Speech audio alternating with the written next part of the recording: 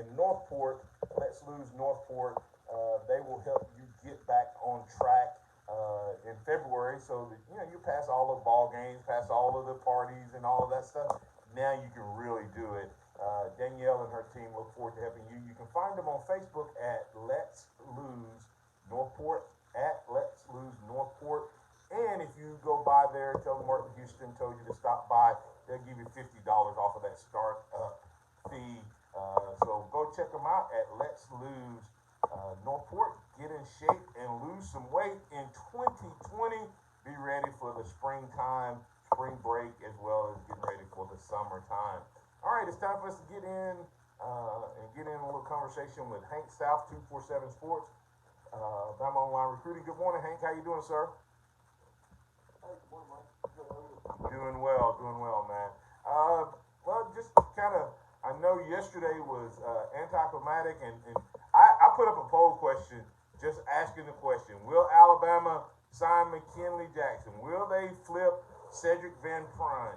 Will Alabama be the number one class? Will all three happen? And of course, I have been complaining that Twitter needs to give me one more block. They didn't give me one more block, and the fifth answer would have been none of the above. And of course, we know what happened. But what's your thoughts and assessment of yesterday?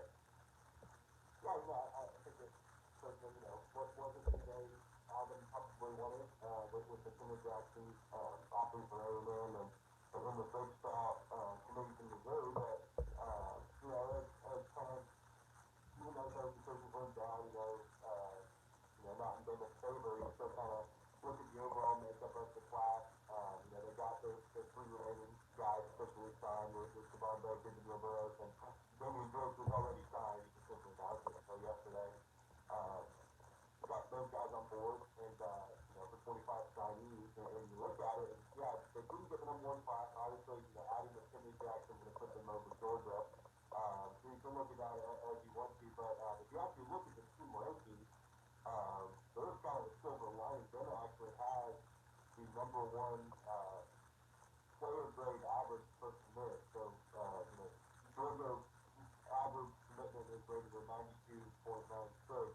Alabama's at 93.56, which is the best in the nation. So, overall, it's a really fun class. Obviously, yes, they go as planned or go as they hope for, but, I don't think that, Sunday was number 18.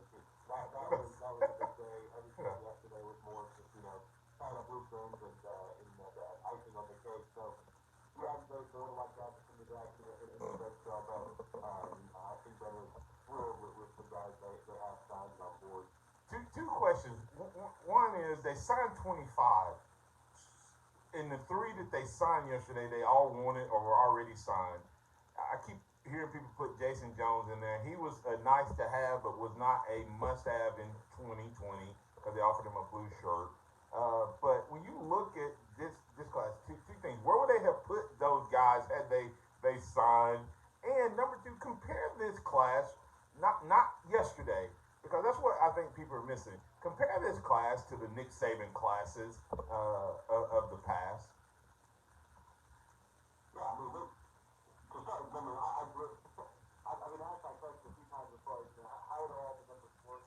I really don't think I can give a great answer because I'm not sure anybody can really explain how the numbers crunch work. It always does end up working out.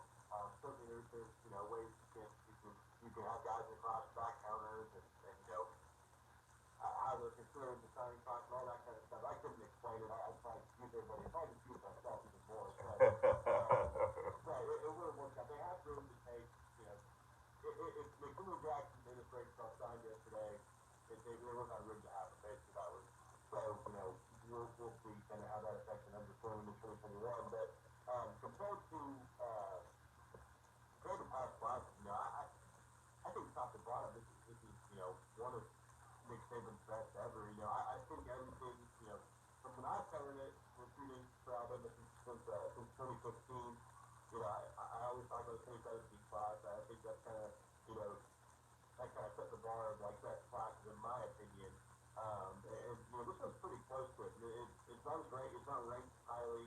That class has 6 composite 5 stars. This class has 4. And then bias include Tim Smith, who's a 24/7 sports talk star.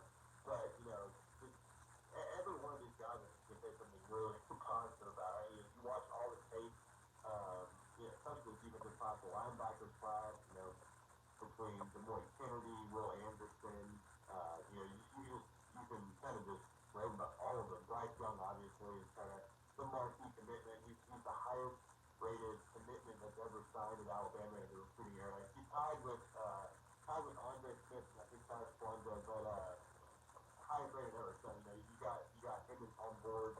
The defensive class he signed, really deep running back class, and you just go on and on about all of them. I think the one area you looked at maybe left a little to be desired was the tight end position, but even with that, you got to take Cade Clark, and then last week they went out and got a grad transfer in Carl Tucker. So they did get guys at the position, maybe not the guys everybody wanted, or throwing Aaron Gilbert or Darnell Washington, but overall I think great class. I think top three all time at Alabama under Nick Saban. Yeah, and that's what I was kind of like trying to reiterate.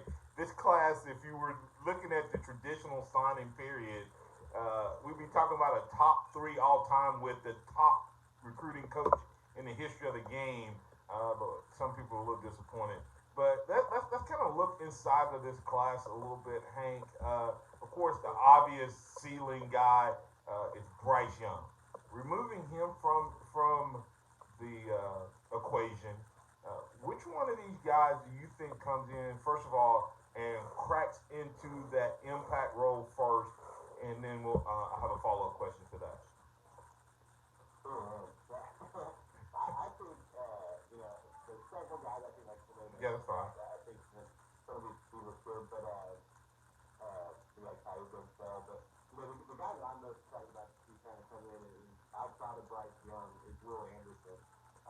On 24/7 Sports we have the My Five Stars category where we can kind of go in and make our own five stars, not and kind of our own thoughts use recruiting analysts. And I put Will Anderson number two. I got a lot of Houston Georgia fans to bring Bryce Young one and Will Anderson two. But if you turn on his tape, you watch the senior season. I don't think there was more impressive tape. At least from a defensive player into 2025 this year, or in the country that I've seen. And you can kind of couple it with measurables when you go to the All-American Bowl in San Antonio. I think it's going to be really hard to keep this guy off the field. And I think to come in and make a big impact, at least passing downs on defense. He's just a really elite pass rusher, and if he just gets it, he kind of checks all the boxes of the other kids. He checks all the boxes, and he's there for he's there this semester. He's rolled early, so he's getting the spring semester under his belt. He's with the team, so. I'm most excited. I think we'll just make big impact. But again, you look down the list, especially with the guys that are enrolled early. Two Sanders, I think, if you got our linebackers, I think they all make probably pretty early impact, especially the ones that are on campus early, maybe first grad as well. So, you go down the whole list and kind of make an argument for each of them. All right, there's 13 early enrollees, but there's 12 guys that won't be here, and sometimes we forget it's. The early enrollees versus the guys who come in the summer, it's kind of like National Early Signing Day and National Signing Day. We kind of forget about those guys, but of that group, Timothy Smith, Brian Branch, Quadarius Robinson, Christian Story, Jamarian Latham, Javon Baker, Malachi Moore, Javon Cohen, Jamil Burrows, Damian George, Kyle Edwards, and Caden Clark. Which one of those guys do you think because they don't have as much time, they don't have the off-season program, they don't have spring practice, but do you see any of those guys coming in and being able to make impact right off the bat?